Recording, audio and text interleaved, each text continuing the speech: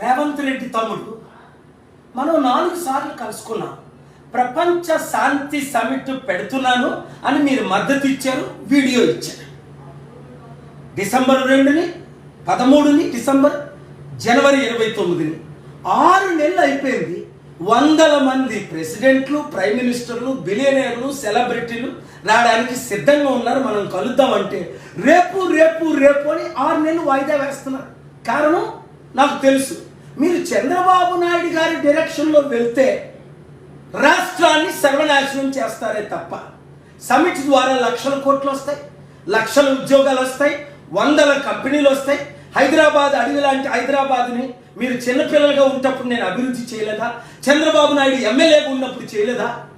ఇది నేను ప్రశ్నించానని మీ జైపాల్ రెడ్డి 20-30 సార్లు, చాలా రికార్డింగ్లు కూడా ఉన్నాయి, నన్ను జరిపించడం.